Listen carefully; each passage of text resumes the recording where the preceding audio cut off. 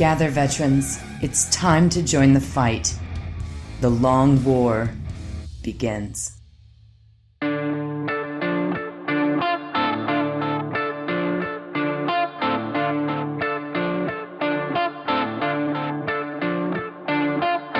Yo, dog, Kenny Boucher here. The Long War Podcast coming to you with the after action report on Adepticon 2023. Joined tonight, my partner in crime, Wyatt Turk. Yeah, what's up, man? Chillin'. I think Rob gave us a silly excuse like he was returning videos again. Yeah, obviously it's a lizard people managers meeting below the Denver airport. Mm-hmm. I just flew through Denver and yeah, I saw the door in the back alley between the United and the Delta concourses, like those terminals. There was definitely some shady shit going on there. There was like a little subway car stop that no one could get off of, but I could see people hanging out over there. Yeah. Makes sense. Yeah. So we're back from Adepticon. Wyatt didn't make it this year. Unfortunately, you guys probably all caught up on that. But a lot of people asked. A lot of people were asking about him. But Wyatt was there in spirit because his input is what led us to this highly successful Long War Doubles vet, 122 teams. That hall was filled to the brim. Wish you could have seen it, Wyatt. Yeah, it definitely seemed like it was popping from the pictures. And I had a lot of messages of people saying how much they enjoyed it. Yes, we love getting those messages, guys. Keep the validation flowing. Makes us happy. Congratulations, your boy Aaron did pull it out. Nurgle hugs. Yeah, he sent me a thing on Instagram. It's like he finally got it. I'm so proud of him. He threw a whole little speech. It was crazy. Like we wrapped the belt around him, got his picture taken. Then he was like, 4 years, just work hard, guys. He did a whole thing. It was great. That's awesome because he was always so cle to getting it too. Mm-hmm. Yeah, and it's crazy because he didn't win Best Painted at LVO. And he asked constructively why he didn't win and also what he could do to improve. I told him, and he did it. Nice. Right? Because he's been touring that army, which is objectively and credentialed the greatest looking Death Guard army in the game right now with all the wins he secured. But other people are creeping up on him, and you have to bring a new trick, right? So I told him very precisely, what the issues are. We've all seen it now. Like, it's not new. We can, when someone's coming up with maybe some freehand or this or that, it's kind of hard to give you the award when this guy's got more of this, more of that. He's like, check, got it. So in the amount of months between LVO and Adepticon, he put some labor in, guys. This was amazing. So he didn't win Best Painted. He won overall, but his maximum paint score obviously was a major contributor to that. So congratulations. Nurgle's hugs. Also had some great just cosplayers at the event. We, as always, the ribbon dancers were there with their Harlequin cosplay. It's incredible. I mean, it was just a wild show, guys. Shout out, obviously, to Arthur, the financial CFO, who makes spreadsheet magic happen. We obviously also had GoBoy76 from Twitch. He's a viewer, chatter, and supporter. He came out and was a boots on the ground volunteer. He did a lot of help with the painting. Also, Matt OTPH GZ over here. Yeah. Tiger Strike painting. I gotta say big thanks to GoBoy76 because he stood in line to get me the con exclusive minis. I'm very appreciative of that. He came in clutch. We went to Portillo's together. He brought me some beer to the table when we were doing open exhibition games. He was like, "Yo, you want a beer?" I was like, "Sure." I took a sip of it. I was like, "Is this some Midwest diarrhea beer?" He's like, "Oh yeah, totally." I was like, "I kind of like it." I was like, "I kind of like it, dude." It just literally says lager on it. That's it. It's like a white can. I was like, "Oh no, my Florida roots." I was like, "You got more than beers, Doug?" Shout out to Duff, our head painting judge. Also Player J, our boy Jesse. He was there doing some volunteer paint judging for us. So we got it all done. Of course, Rob was the adult on staff. Let me tell you what. I'll tell you a quick little anecdote. So I'm sitting there. I got the laptop out. Arthur's on it. He's using the mouse on like a crude piece of cardboard. And I'm like, oh, yo, you need a mouse pad? We can use one of the play mats, or one of the objective markers. And Rob's like, no. And he just pulls a mouse pad with cats on it out of his folder and lays it down. Oh my God. Literally like a cat, like playing with a ball of yarn. Like he just had it. Here you go, buddy. Wow. Just the tactical mouse pad in the pocket. Fucking flawless. So it was a great time. The Golden Demons painting seminars were popping off. Championships, the 4-man teams, of course, the GW preview, which is probably something we'll talk a little bit about tonight. Yep, that was super hype.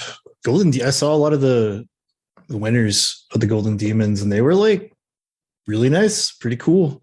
Yeah, I think GW stepped it up this time, and they were like, okay, we can't politicize this too much, where we want not.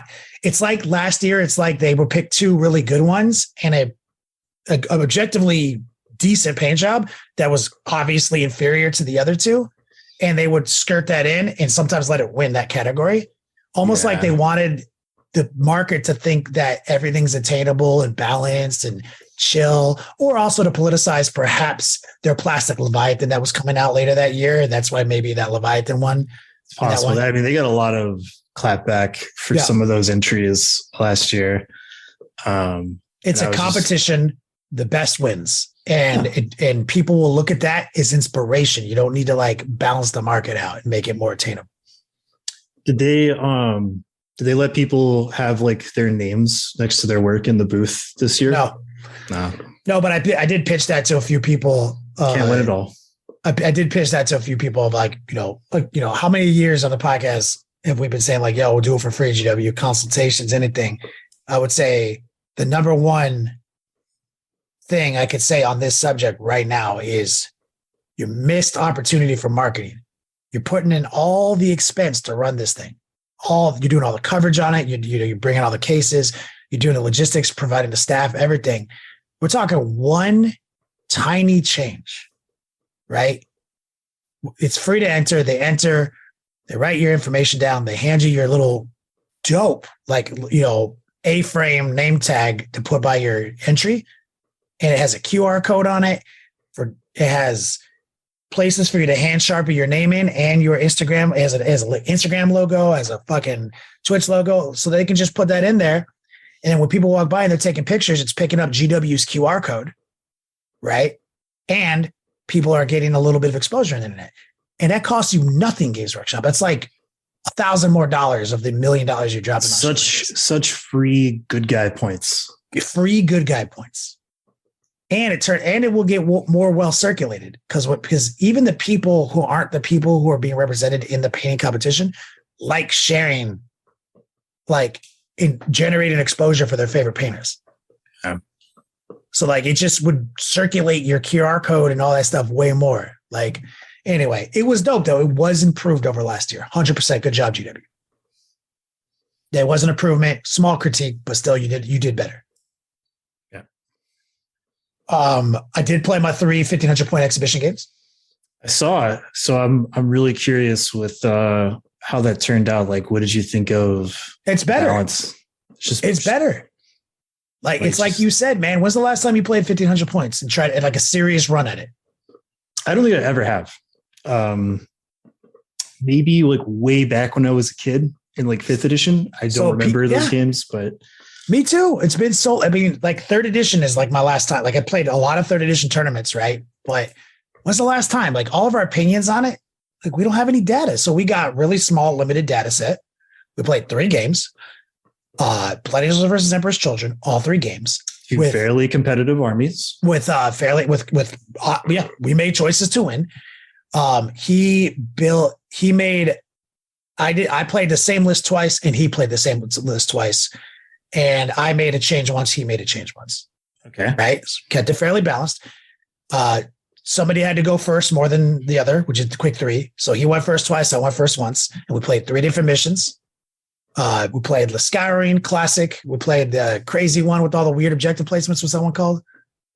Tide of Convergence, maybe? Shit, I don't know the names. But who knows? Some people know the names. It's impressive. You'll just tell me the numbers and I look it up. So we played 3 different missions with different deployments, and we played a Hole 2, the dreaded garbage Hole 2 style mission too. So we played we also played with lighter terrain. We tried that out, like lighter terrain. Did the table size feel more like it's No, it's fine. I'm looking for? Like, did it feel more like it should at 1500 compared to 2000? Because I know a lot of people have armies where they feel like the new table size at 2000 is constrictive, especially if you play armies like orcs, Tyranids, Imperial Guard. That's true. Sometimes GSC on deployment, it can get a little hairy. Yeah. So it felt great. It's funny they bring it up. I guess I didn't notice because it felt great. That was one of the things I was wondering about, because you would think. Because you're right. I am actually concerned about that with the way I play my Blood Angels at 2K. Like a lot of my Deep Strike decisions are made by just can't fit stuff in my deployment zone. Right. And we'll touch on this more later when we get into the 10th edition stuff. But I feel like with them announcing that they are going to be lowering the lethality of the game a little bit, that it would also be a good time to maybe bring that points number down to like 1750, 1500, because there's a lot of factions that I don't think are going to be revamped too crazily to like lose too much, where these games are going to end up being like, 5-round, 3-hour slog fests where like kind of nothing much happens, if that ends up being the case. Yeah. Nah, it was chill, bro. It was like a little bit lighter terrain. We had to make a little bit more decisions on stuff. We were able to get out there and get the job done like our big boy 2K lists, but also less puzzle pieces to move around the table. So his big list change was he got more balanced, right? He brought in another unit of troops, okay, which was great for his list, right? Having a bunch of more noise marines. And my list was very imbalanced. No troops, but I have a directed secure aura, right? But still, that doesn't really matter if you just wipe people out. Who cares, right? So I had a solo land speeder for like doing things that just kept not doing things, so I took it out and added more lethality. so the Blood Angels pulled it out 2 times, so the lethality equation worked really well. But both those victories left me in a situation where I only won by points, right? Not by remaining DPS on the table. So like it's an interesting his list with better secondaries gets progressively more difficult to interact with as it finds its stride and balance, but also you have less forgiveness in making the wrong move. Right. So like if you play it like I do, more lethal, right? I can't make as many mistakes.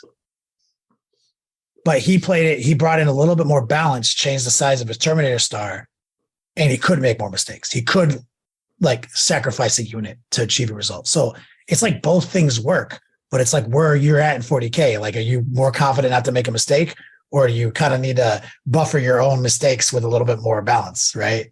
So like it was fucking dope. The games were fast. They felt competitive. They felt strong. I advocate for more experimentation from the audience.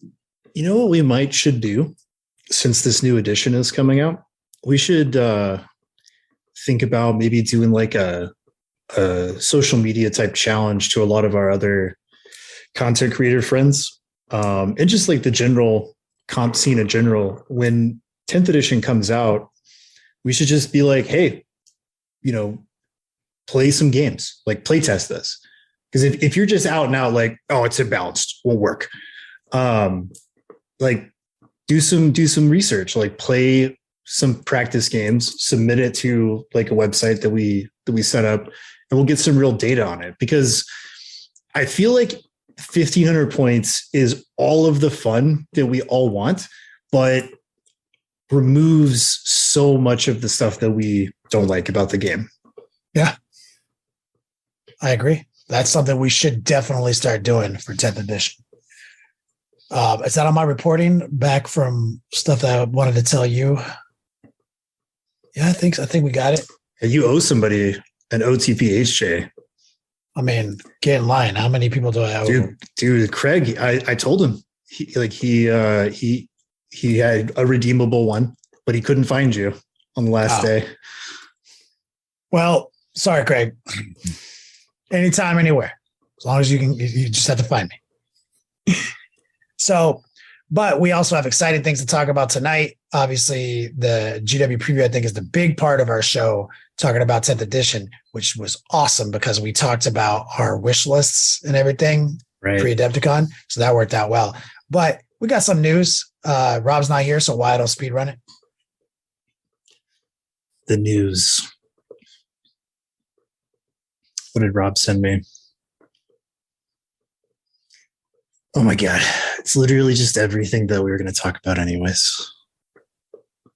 Bunch of stuff happened at Adepticon. That's the news. Let's talk about it. Anything specific in there?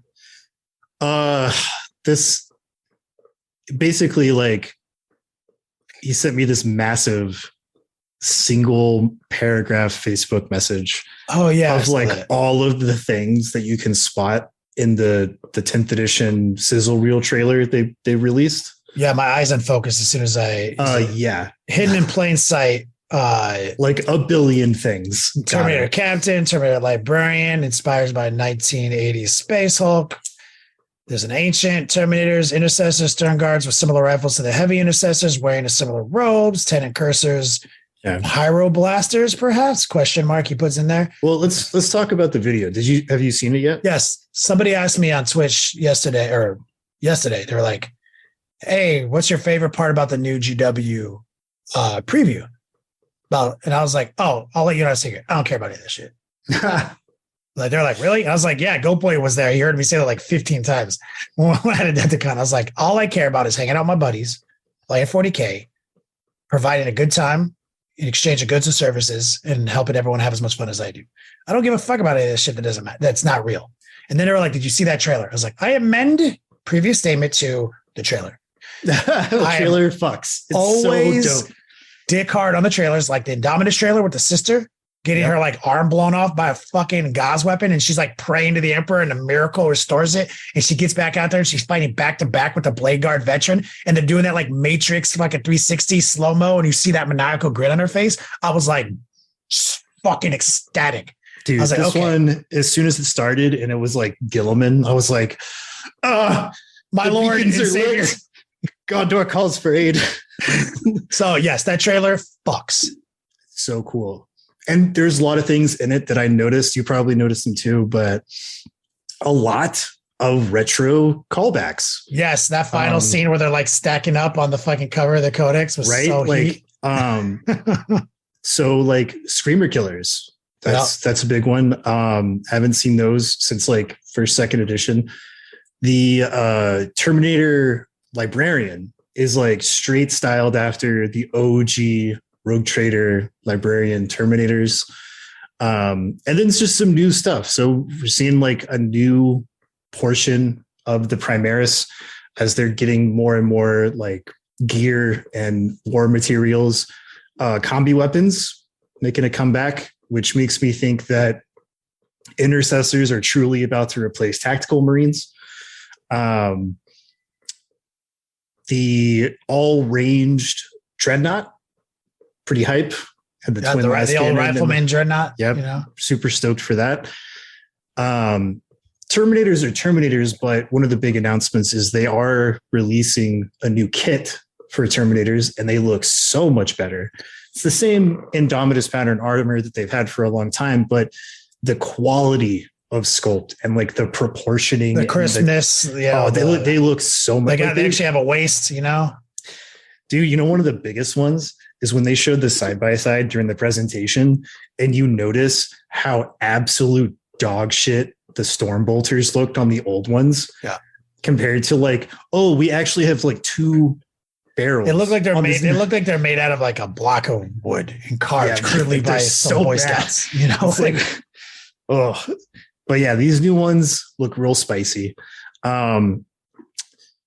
Lot of new Tyranid stuff that goes into the new thing. Is a new Tyranid invasion is the big storyline of this edition. So that's probably going to be a big part of it. One of my secret hopes is that Ultramarines get a new Tyranid or veteran army unit. That would be sick. So we'll see what happens. But there's a lot of stuff in there. Really appreciated some of the kind of retro stylings and the callbacks.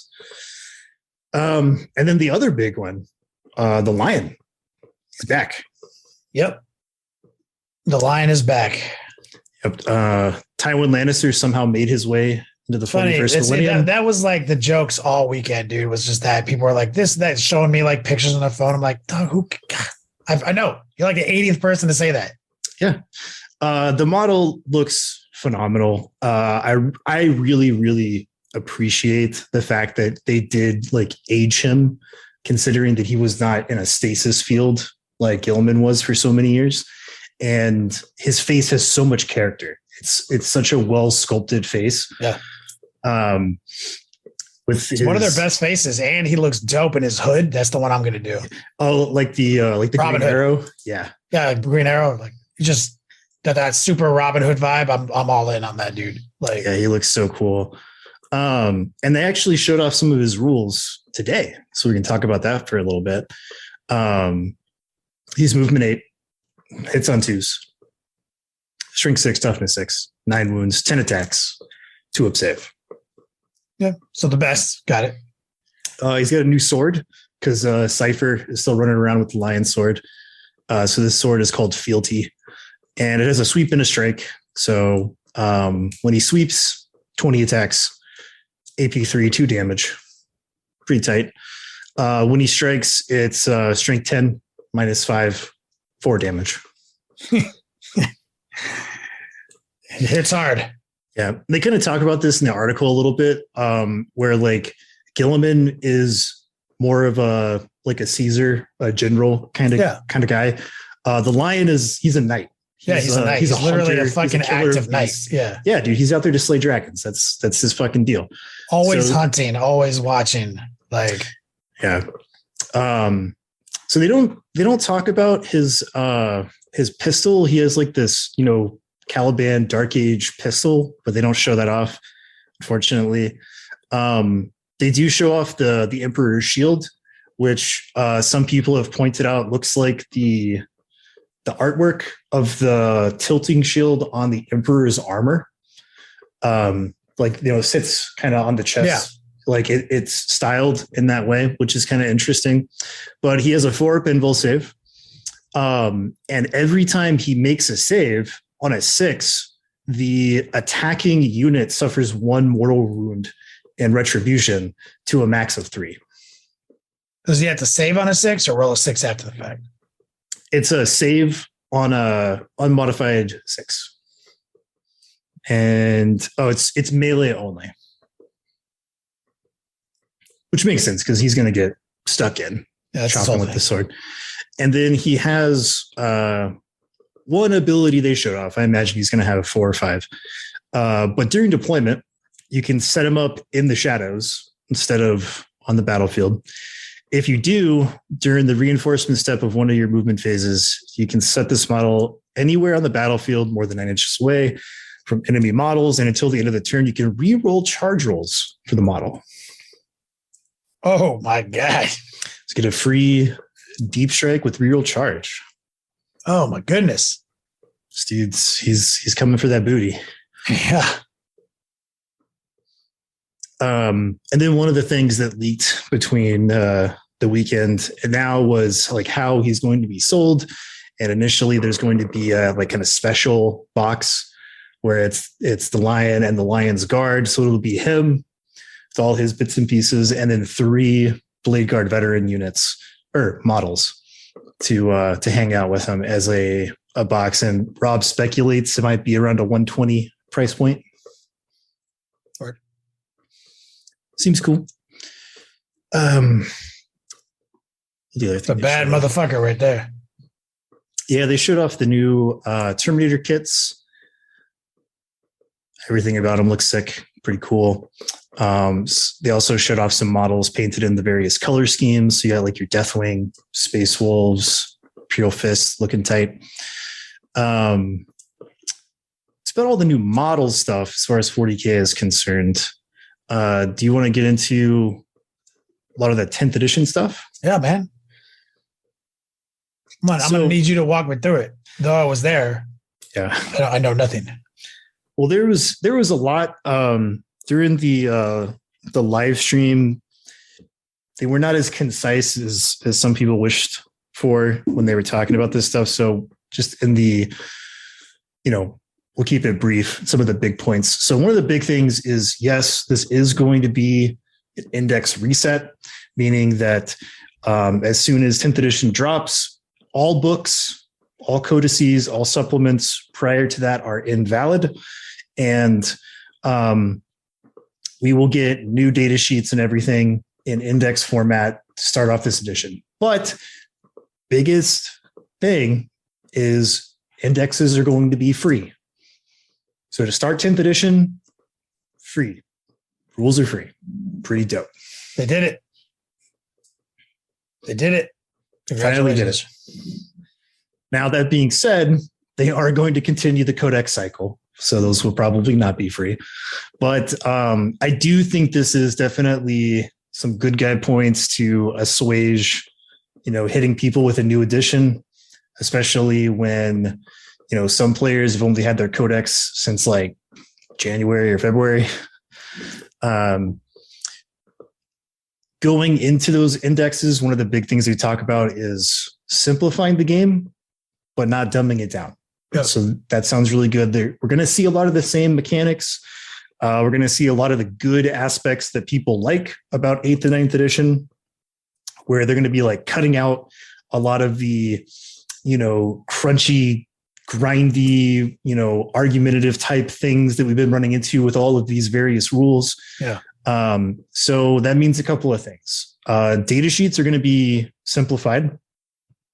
And just like we speculated, it's going to be very similar to Age of Sigmar, where you have some stat line and then you have war gear. And the war gear is what is going to constitute what you hit on, the strength of the weapon, its AP and damage, and then any special rules that weapon might have. So when they showed the data sheet for the Termagant, did it show what? Did it show a strength or what your wound roll? It does not show a wound roll. So I imagine that like the wounding thing is going to be similar, and there's something else that goes along with that. But the big thing was that like when they showed the Gaunt data sheet, it did not have a weapon skill, ballistic skill as part of its stat line. The war gear determined what it hit on. Yeah, tight. So pretty interesting there. That is interesting. You see a lot of numbers, and some people are like, people complain to complain these days. We all know that. Some people get caught up in, a feeling, whatever it is. But like at the end of the day, guys, there's like a lot of dice we roll that don't mean anything. There's like half of what we're doing when we're playing 40K is rolling 3s, 4s, and 5s. Like, and you'll notice that like most math takes you to that number when we're playing a game of 40K. And so a lot of things are unnecessary. Like we've mentioned, I'm strength 4. What's your toughness? So we say that over and over again. We do this over and over again. So we're getting it to 99%. Yeah, we're still going to be saying that, unfortunately. Yeah, we are going to be saying that, unfortunately. But if the strength isn't strength of my guy +1 for this, ×2 for that, you've taken a whole thing out, right? So like something I've complained about with Blood Angels and why I think the Chaos Space Marines are like a great example of a 10th edition version, even though it's going to be simplified further. A Warp Talon versus a Vanguard vet with Lightning Claws. They literally both have 5 attacks. But Blood Angels have 5 attacks because this rule is an extra attack in this doctrine. The shock assault rule gives them an extra attack because reasons. They have they reroll the wounds because of the lightning claws war gear, and their AP is this, right? Where so it's like this. Oh shit, I forgot about this. Plus this equals this. The warp talons literally is 5 attack, strength 4, AP 2, rerolls wounds. Like it's all of those rules on one data sheet. So that is objectively simpler, right? So if we can just skip all the fucking modifications to one characteristic. Yeah, keep PIMDOS out of the game. Yeah. And if you can remove like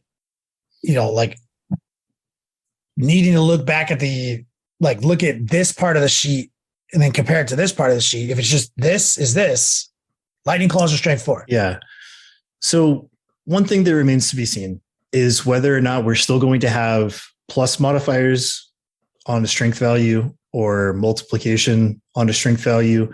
They have only shown off the Termagant datasheet in the new format. And unfortunately, they're like wimpy little bug dudes. Mm-hmm. So until we see something like a Space Marine Power Fist or a Thunderhammer or what have you, we won't really know if that's still going to be the case. Yeah.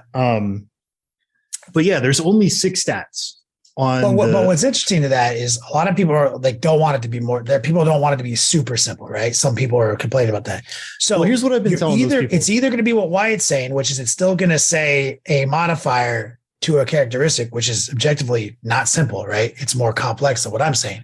Or it can be exactly what I'm saying, which is the literal exact same thing, just with less numbers. Right. So here's don't worry about it. It's going to be fine. Here's how you got to think about 40K. And the people saying they're going to dumb it down, make it baby mode. Some of the simplest games have the highest skill ceiling ever created by humans. You mentioned chess last time. Chess, Go, poker. Like poker is like a World Series level game. It has like 10 rules. It's poker. So like just by dint of being Warhammer and having like all of these data sheets with stat lines and war gear and special abilities and keywords, you would have to go through like 50 levels of contrivance, removing that shit from the game to even get close to the simplicity of chess, which is one of the highest skill ceiling games ever. Right. So I think you'll be fine. Mm-hmm. No, it's like this. I mean, it's the same group of people who complain about like 40K being broken, and then they go and play like Kill Team. And it's like, but then now they're mad because they're dumbing this down. Like, it's like, no, don't worry about it, guys. It's going to be fine. You're going to have combos. You're all playing a different faction, so they all have different rules. They're just going to make it more like AOS, and AOS is really fun. Go look at some of those data sheets, and it's going to be great. It's going to be fucking great, guys. I swear. Look at some of the rules they've already changed, like in preparation for this, that made the game faster. Like, so one of the big things is USRs are coming back, sort of. So one of the things they talked about was they've reached a self-awareness where they're like, yeah, we don't really need 50 different things to call this deep strike rule. Like, if you can deep strike, it's a deep strike. You don't have to call it. Yeah, they're finding the balance between the two ideas. Right. USRs bloated the game out at one point. The removal of them made it kind of hard in some ways. So find the middle ground. Looks like they're doing it. Yeah. So a lot of the USRs that we used to have probably won't come back because the game is so mechanically different than it used to be. But having that there is, I think, definitely better for the game because we're old heads. We've been playing for a long time, and I will throw out USRs as like a descriptor, especially things like Feel No Pain and Deep Strike. And some of the new guys like don't know what that is. Mm-hmm. And so being able to be like, if you're placing it from reserves 9 inches away, it's a Deep Strike. Everybody knows what that is. If you roll a dice after you take a wound to ignore it, that's a feel no pain. Everybody knows what that is. Cool. I'm sure there's a good like 15, 20 of those kinds of instances in the game that can be shrunk down into one universal term. Subterranean assault, teleport strike, demonic ritual. Like it's like brah, they all do the same thing. Yeah. And then the last thing I want to talk about as far as stats are concerned is a new stat called OC. It stands for objective control. They didn't specifically say that OBSEC is going away. And they did start using a term called battle line, which carries over from Age of Sigmar. You know, your troops, like your main force, rank and file type stuff. Sometimes that can include more elite units in Age of Sigmar. But OC is a value, and that is the sum value of like counting up when on an objective. So if you have an OC of 2, like Gaunts, you have 10 of them on an objective, your value of OC is 20, right? And so in order to take that objective, you would need to outscore them, presumably, by having a higher OC value. And the other thing they talked about was how failed morale is going to work. Like if you just like schwack a unit and there's like 2 dudes left, before like those 2 guardsmen could just run behind a wall and sit on an objective for the rest of the game, scoring points, and you'd never be able to interact with them, right? That's not great for the game feel. So now we're going to see a feeling of like combat ineffective for those units if that happens to them. Like if they're whittled down to 1 or 2 guys left, but they're just kind of hanging on, they're not going to have the same like objective control effect as say a full strength unit. So we'll have to see the details of that as they release more information. But that definitely seems pretty interesting. That's really cool, actually. Like, so it's, yeah, actually, I love that. Because like, 2 objective, like, let's say tactical Marines, or let's say like 5 intercessors, or like objective control 3, right? Let's just say that. So then you have 1 guy, right, who still counts as 3, right? 1 guy left in the squad. And so let's say, your baller character who has an objective control of 1, so he's never greater than 1, shows up. He's like, dog, we're literally, so right now in a normal game of 40K, that guy always scores the objective because he's just secure, period. Yeah. Right? It's like, oh my God, you're literally not better at this than me. I'm the fucking commander of an entire fucking battle legion, right? You're just some regular hobo without a name tag. How the fuck are you better at keeping an eye on this fucking cache of weapons than me? Right? It's ridiculous. So I love this mechanic because now, if they're crippled, right? So like his objective control value is 3 and he's down to 1, but he's a penalty for being below half, right? And let's say his objective control 1. Yeah. Let's say like below half, you go down to objective control 1, and if you have 1 guy left, your objective control 0, so 1 times 0, 0. Like some shit like that. To be like for being crippled, but based on some. It's a complex concept, right? Thought it was going to be dumbed down. I think this might end up being a little easier to figure out. This is a great mechanic to bring realistic, scoring to a game that is all about scoring. That has been too simplified to be, like it's been like you need more objective control, you need auras of objective control, or you need to just completely wipe the unit that has objective secure. That's like.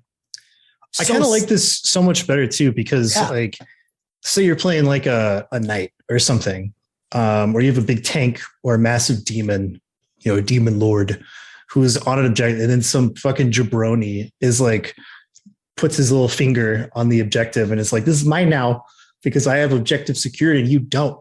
Like that is fucking stupid. And people don't like that. Whereas now you have these OC values and like, sure, you have to do a little addition to figure out like, okay, well, I have like 6 Gaunts and you have like 4 Space Marines. So it's like total their value and see what it is. I still think that very basic addition is better than what we have now, where you have to have like OBSEC versus somebody else with OBSEC, and then it becomes number count. And then it becomes, if you have a unit without OBSEC, then like it throws in some stuff in there too. So this OC value thing seems really cool. And this is also kind of pseudo Age of Sigmar, where we might see things like a Night Titan have like an OC of 25 because it's a giant walking death machine. Yeah. And like in Age of Sigmar, when you have like the huge dragons or the massive like giants and things of that nature, those guys count as X number of models for holding an objective because they're huge, right? Yeah. And it's balanced because it's a massive resource sink to put that guy on an objective. Yeah. And speaking of huge, one of the things they mentioned kind of offhandedly was that the lethality is being brought down a little bit here and there. Like the lethality overall, the game is being brought down a little bit. And toughness values are going to go up for certain things. And they mentioned that there is going to be units with toughness values of 10 and higher, which kind of, I was like, ooh, what if I got like a toughness 13 Lord of Skulls? That'd be pretty tight, something big. That's predictable because when editions start, that's standard. It tracks. Right. We've bloated ourselves out in 9th edition to touch of death armies. Everyone's touch of death in everyone. There's no combat attrition. There's no, my guys ran in here and now we're fighting back and forth turn after turn. No, it's like I brought the force required. Your shit's dead, or the inverse of it. Like so. So when we were discussing this with the XPZ guys, brought up a question: how do you deal with that, right? Because we're kind of assuming that it's going to be the same thing. Like if you meet it, you wound on 4s. If you're higher, you wound on 3s. If you're double, if it's more than double, 2s. it's NA. That's literally been that was how it used to be. Well, they're not going to that. They're not going back to that. Like everything can still kind of wound on a 6. So we're assuming that the wound roll is staying the same, right? And my speculation is that because we are moving into this new data sheet system where your war gear has like its own little stat line, I think we're going to see things more tooled for their specific purpose. So let's say a Night Titan is like toughness 12. Okay, how do you deal with a Night Titan? Well, you want to shoot your biggest guns at it. So I predict that something like a las cannon is going to have multiple stat lines depending on what type it is, right? Because you want to think about this. So you have like your las cannon that a space marine can have on his shoulder, which is not as big and powerful as a las cannon on a dreadnought, which again is not as big and powerful as a las cannon on a predator tank, which again is not as big and powerful as a laser destructor on an executioner tank. So those might have stepping down levels of power depending on, laser destructor at the top, shoulder mounted at the bottom. Yeah. Or the simple, or like we've mentioned before, like las cannon has some kind of buff versus armor value. Could have that too. Seems more complex, less simple. Interesting.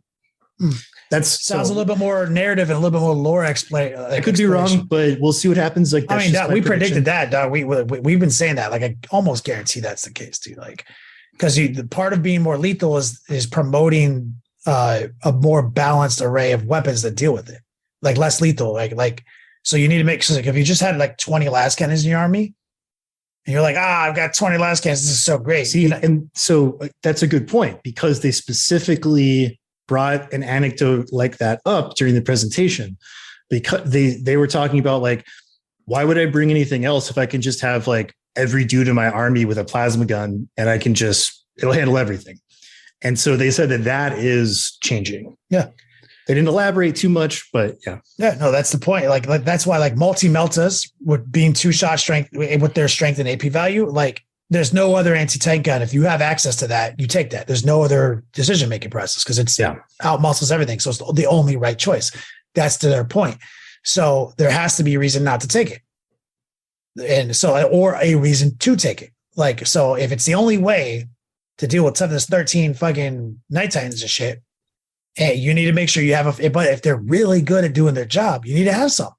You need to have a balance. And so like they're promoting balanced play state with room for with some of these incredible units with room to explore, really cool styles and play styles, but like also seems like just with the objective control and what you've said about it, that is a layer of RP, into the game that we currently don't have. Yeah, makes a lot of sense, because if everything has an OC value, and everything might not, like there might be a ton of units that just have an OC 0. Yeah. For all we know. Yeah. But if everything Nurglings might be OC 0. Yeah. But if everything has an OC value, then all of a sudden it makes fighting over objectives more of a fight. Especially if the game's less lethal. Right. So you see, already look at this new layer of complexity being laid out in the game. It's not just me touch deathing your unit. If I have to get in there and get stuck in for a turn, I'm going to win that fight, let's say. Right. But not immediately. Then our OC values have to think about OC values. What can I do? What can I get done? Do I have enough OC to actually take that from them? Oh shit, I didn't. I came in there, punched them out, or it was just enough and I did. Right? That's so much more fucking RP. I love that. Just what they've told us of it already sounds so fun. Yeah. And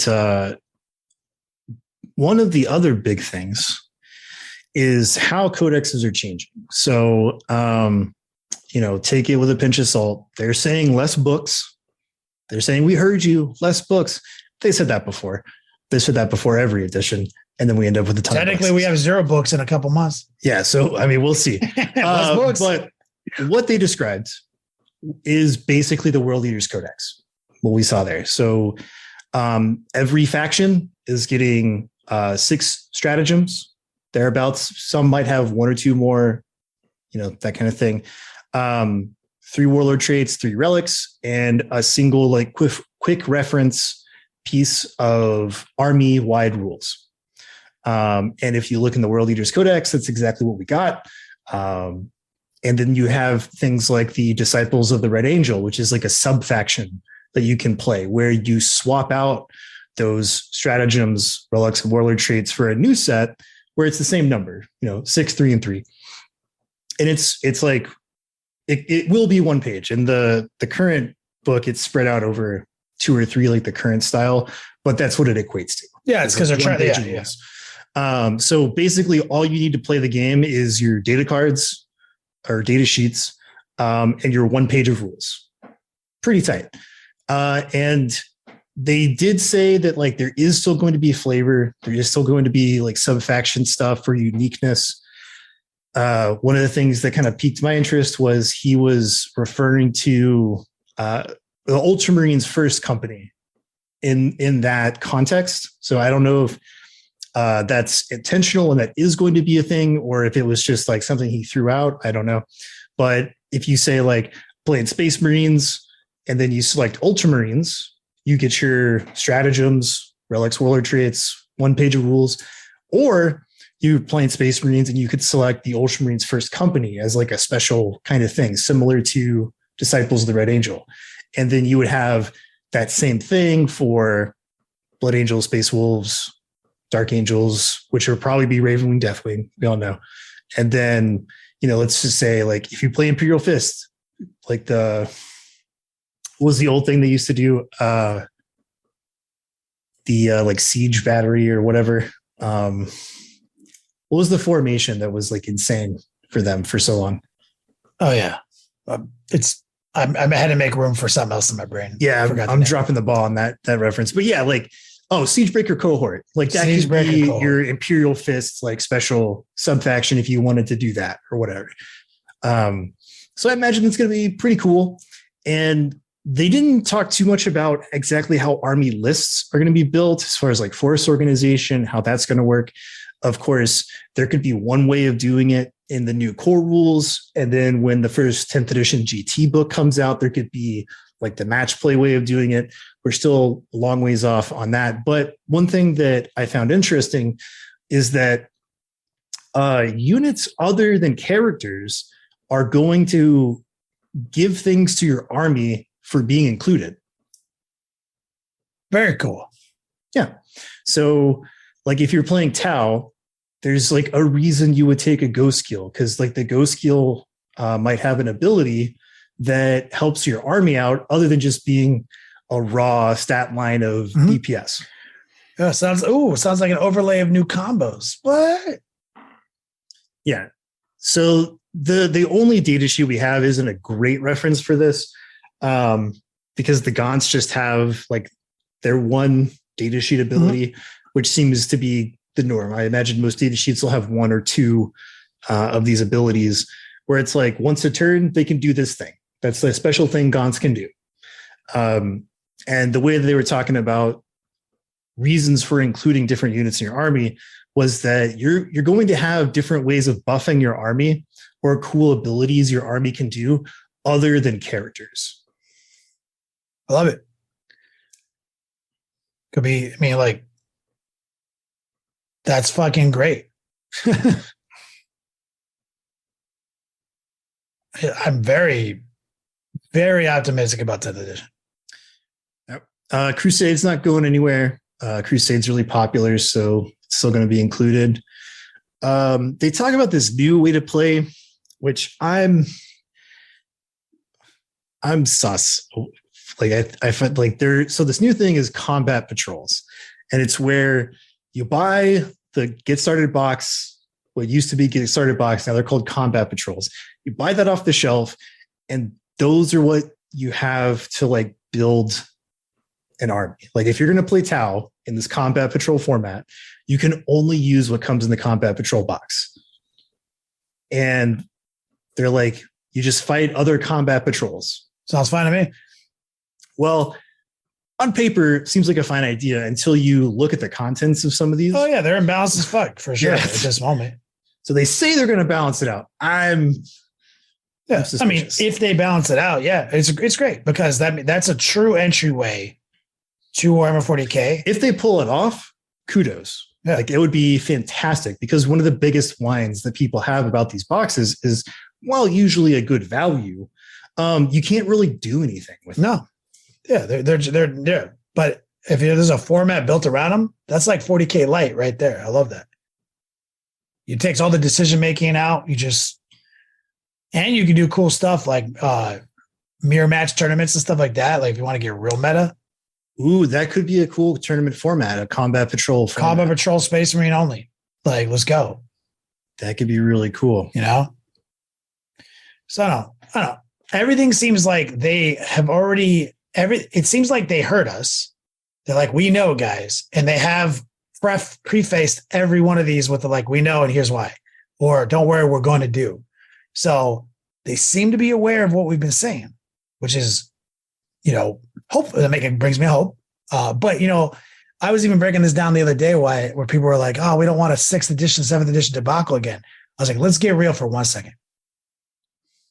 There was almost nothing wrong with 6th edition. It was one thing. Battle Brothers on the ally chart. Yeah. That was it. The ally chart was innovative. It was dope. I loved it. I fucking had my Trader Guard fucking Death Guard army out the gate. Loved it. For the most part, it was fine. They brought Warp Charge dice in. Had no problem with that new mechanic. The really heavy Psyker armies could brute force psychics, but we also didn't have like, here's 37 mind bullets that wipe out your army. Speaking of psychic powers, I totally forgot about this until you mentioned it. There's no more psychic phase. Mm-hmm. They're going back to the old days, which is what reminded me of it. Is like in the old days, you just psychic powers did things in different phases. Fuck it. Yeah. Fuck it. Cool. And so 6th edition brought the innovative warp charge mechanic. And so like a fucking Zenith psychic army would just brute force you into the psychic phase. And so the only time that got abused was with reinforcement points not existing. So spawning new units for free. That was one problem. And the Battle Brothers was one problem. Then we had this turnaround because they realized it was fucked. So we got 7th edition with a really quick turnover. And 7th edition was fine. They fixed that ally matrix, but we still had really cool ally matrix stuff. They didn't do like the overlap of all the rules. What came out of that edition, was predominantly because of formations. Right? All these formations that showed up with like free stuff. Like here's Warcon with like 1,300 points of free war gear. Or here's Gladiator Strike Force with literally 1,000 points of free vehicles. Like that broke balance. The core rules didn't. And GW stopped. They don't make formations anymore. They do these armies of renowned, which are not a bunch of free units. They're a bunch of new set of rules that slot into a current set of rules. So they stopped. You don't have to worry, guys. Pretty much there hasn't really been a problem. The game hasn't actually, core book rules hasn't been that concerning. 6th edition was not that concerning. They actually, quickest turnaround in editions ever, they hurt us real fast. Then they started making money on formations. And then when they turned editions over, they're like, cool, we heard you. Not doing that again. As a matter of fact, we're going to reset the whole shit, 8th edition.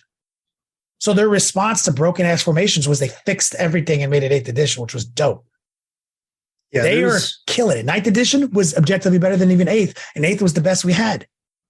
Yeah, and then near the end, I guess now, like the game state of 9th seems pretty good right now, but there is still some kind of like situations. We're bloated. This is what happens at the end. We're bloated.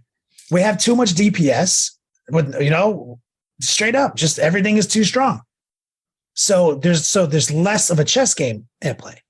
And anybody who's playing more of a chess game than somebody with max damage, touch of death combos can't do anything. They have no sustainment, no fucking back and forth, no attrition. It's literally just like, oh, well, fuck, nothing in my army works. So that's a bloated game state. No problem. That happens toward the end when you got a balance update. This is what happens. Reset. Diablo 4 comes out. New game, same characters. Let's go. Fucking, it's gonna be dope. Anybody listening to this podcast who's concerned, don't be concerned. I promise you, been in the game for a long time. It's always been dope. Second point, if you are concerned because this has happened to you before where like you just figured out how to play your rules. You just got it figured out. You just understood everything, grasped everything, and now it's changing over. That is, I can empathize with the frustration there. 100%, that is frustrating. Now, if that is you, now does this also apply to you? You don't have an army painted. Yeah. Do you also feel frustrated with it turning over because you just bought your codex, or you bought your codex 6 months ago and finally learned how to do all this stuff, but also your army still is gray, primed? If that is also you, continue listening to this. You have failed the launch. If the rules change, it actually doesn't affect you because you don't even have an army.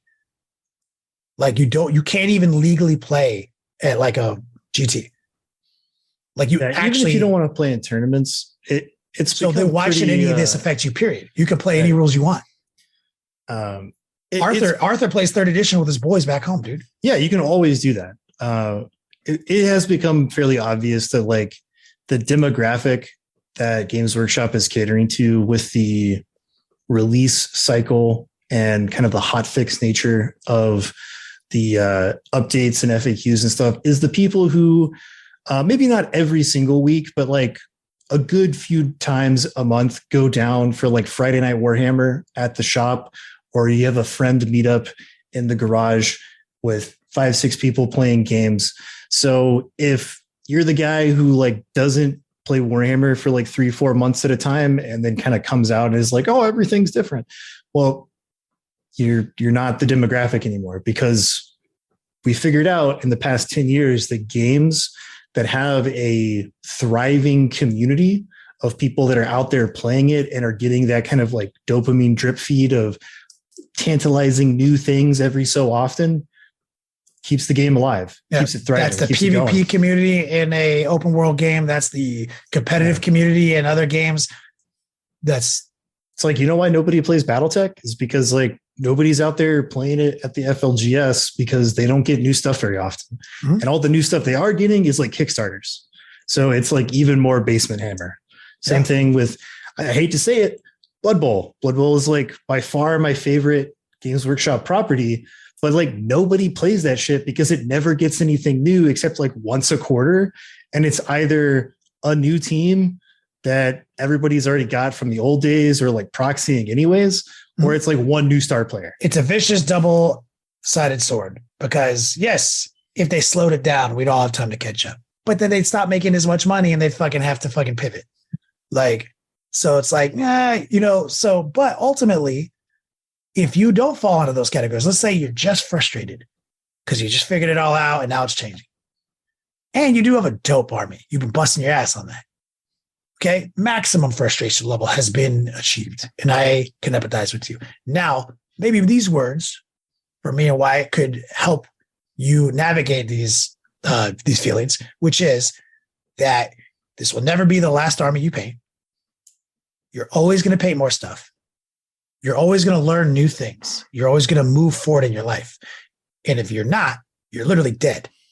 Right? So sometimes, though, as a bunch of nerds, and Wyatt gets it, right? Sometimes we get kind of distracted from the thing we want to do. Sometimes not, when our eye is not on the prize, right? We want to paint this army. We want this thing to happen. We get a little distracted by this video game or like this new thing, and it doesn't get done. But then there's a tournament that gets announced, or there's a new thing that you have to have. And then you're back in it, and you're fucking scrambling. You got all your shit painted. It's looking sick. You're ready to go. Sometimes we all need a little reminder, a little encouragement. Yeah, some motivation. Some motivation, man. And this is like the ballerest time in 40K is when we get the new edition, because it's especially new edition. With what they're saying about reevaluating every single existing data sheet, and there's going to be new data sheets because there's always going to be spicy new models and cool things happening. This period of time between now and June, when it's dropping, is your time to like get motivated and be like, I never really liked Hellblasters, but I'll paint a squad because they might be tight. I might want a squad of Hellblasters. Yeah. Things like suppressors, or like that squad of Hive Guard or Orc Commandos that have been sitting around for a while. Like, now is the time to get motivated and have that ready to go, so that when that new edition hits, you have this huge toolbox. You're first to market, baby. From.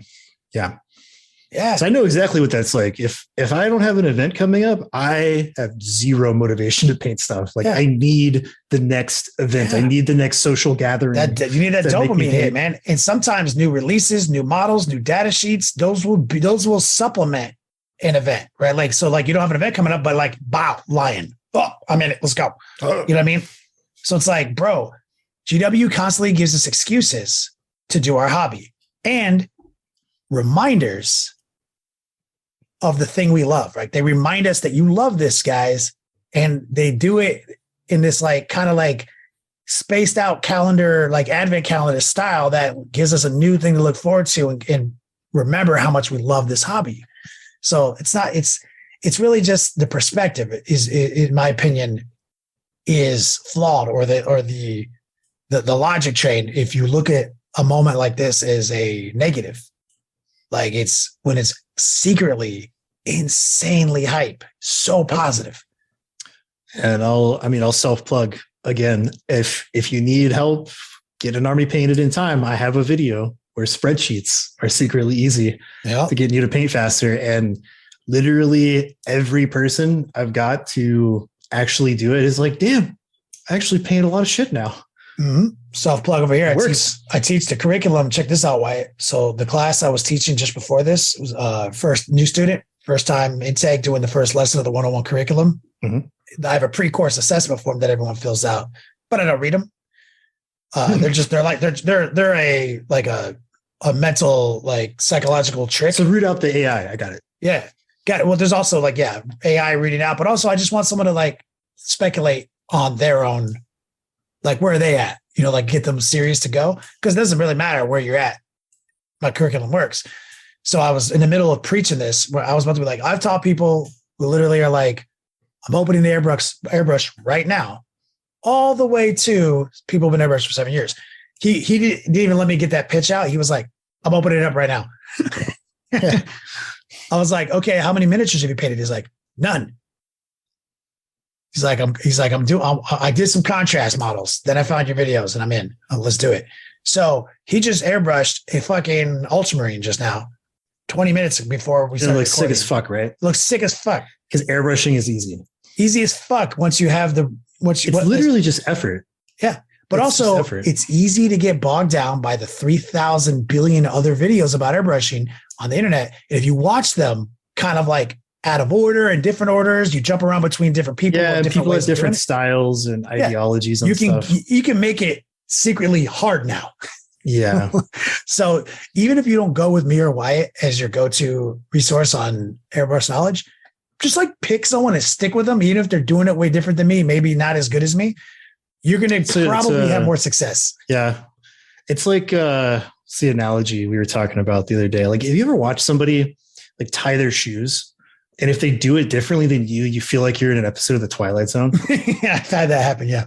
Dude, we had like a 20-minute debate in the team server the other day about tying shoes.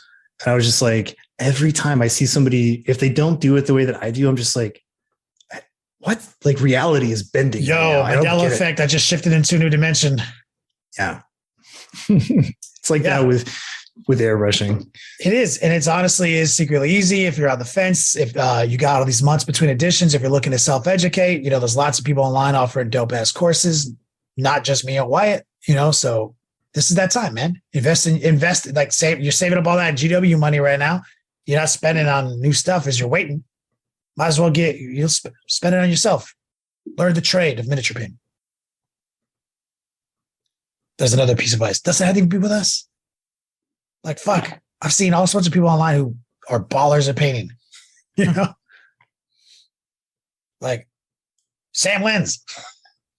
Yeah. Sam is great. Ran into his gangster ass at Adepticon. He was like, yo, I think I'm going to win. I was like, I mean, I'd be surprised if you didn't. But yeah. Oh, also, last thing before we get out, we didn't do a Would You Rather today. We'll have to wait for Rob. Well, Arthur did give me a new one, which I don't think it's good enough, but I think it's worth sharing because it's him. Yeah, and the way he said it, we're like, we ate Giordano's the night before, and I told everyone not to eat 3 slices, right? Right. And Goatboy 76 and Dave, who is an editor for Rob, they both kind of mocked me on it, but they still took my advice. And they were like, I'm still kind of like thirsting for a 3rd slice. It's like, do whatever you want, man. It's not my bed. It's a brown cloth. I'm not going to, you're going to shit in your bed. You see what I'm saying? Yeah. So we had, we were talking about stuff like that. They both came back to the next day and were like, thanks for the advice. It's been ripping through me. You know what I'm saying? Yeah. Maybe it was Travis, the other employee, but literally, fucking the next day, Arthur's like, yo, should I eat? I'm gonna eat some of this Giordano's we've been drinking all night. I was like, that's just been sitting there for 29 hours, dude. Just on the counter. On the counter. Not even refrigerated? No. He's like, yo, I'll eat that. I was like, don't fucking eat it, man. You're going to shit yourself. He's like, I can do it, Kenny. I was like, do whatever you want. It's your bed, right? So I guess the thought of shitting in your bed was fresh in his mind. So he's sharing a room with Arthur, and that guy falls asleep in like 2 seconds. I'm jealous. Like he falls asleep in like 2 fucking seconds snoring. And he did have children during right before COVID pandemic lockdown, and he had twins. Okay. So the first thing he said to me, he was like, yo, I'm having twins, a boy and a girl. I was like, damn, that's gangster, dude. Congratulations, right? He's like, yeah, everyone says being a parent's hard. I'm about to speed run this, show everyone how dumb they are. I see him like, I don't know, a year into lockdown. We're doing taxes now. Bro looks like he fucking aged 10 years. Oh, yeah. He went from like jet black hair to a lot of pure gray beard, everything, dude. Like he is destroyed. Twins, right? He's like, Kenny, I was wrong about everything. It's wrong about everything. It's real fucking hard, and it's twice as hard as I thought. Because I have 2 kids exactly the same fucking age at the same fucking time, first time parents. So now it's been 3 years. And so this is why I can fall asleep so fast, right? Because he's like, for 3 years, I have not slept more than 2 hours in a row. Right. And so when it's sleep time, it's fucking sleep time, dog. Like, and so he's laying there in bed in the moments before going to sleep. He's like, Kenny, would you rather every time you fall asleep, you will be well rested no matter what? Like, doesn't matter. 2 minutes, 3-minute cat nap, whatever. You are fucking good to go. Full night's sleep. But you shit the bed every night. And I was like, will the genie allow for accommodations there? Because that's kind of a problem. I'm just never going to pick that one. He's like, yeah, you could prepare for it, like if you want. But then he went back on it. He's like, well, you have no knowledge of it. It's like, Arthur, classic Arthur, you're always going to make me pick the other one. It's like, so the reality is I can prepare for this. I can wear adult diapers. I can do whatever I want. I can put a mattress pad on. I still have to clean the mattress pad every day, dude. I still have to fucking put diapers on. The genie will allow for it. Okay. Because if you fall asleep on an airplane, you shit your pants, dog. Yeah. You're that guy on the airplane who shit his pants. Yeah. And you wear fucking adult diapers. Or you just have his sleep pattern. And I was like, before I answered, he was like, I pick shit to bed. He was like, I pick shit to bed, by the way. I was like, damn. He didn't even think about it. He's like, I would rather shit to bed every fucking night than have to sleep like this. I was like, oh my God, dude, really? Because I would just say, I would just fuck it, bad sleep. He's like, no, I'm shitting to bed. So, so you guys know, Arthur doesn't always come up with the best would you rathers, but the stories are epic. He did workshop the Long John Silver's would you rather. One of the greatest ones. One of the greatest. It took him 2 years of having to go back and forth with Wyatt. Like, no, that's a bad would you rather, Arthur. Nobody would ever pick the other thing. Yeah. Like, there's only ever one good choice. And when he came up with the Long John Silver's one, we're like, this might be a perfect would you rather. So just shout out to Arthur. We couldn't do it without him. A little story I told him I'd share for him. Well, you want to call this one? Yeah. Well, damn, Rob's not here. So if I kick it over to you, you just kick it back to me. No, I mean, head over to take longwar.net if you want all our extra content. Become a veteran of the Long War today. Hey, you fucking nailed it, dude. He makes too much of it. It's real simple. Yeah. I mean, you could also distill it down further. Be like, hey, give us some money, please. Longwar.net. I still feel weird saying that though. Well, you have Kuth, sir. Oh, okay.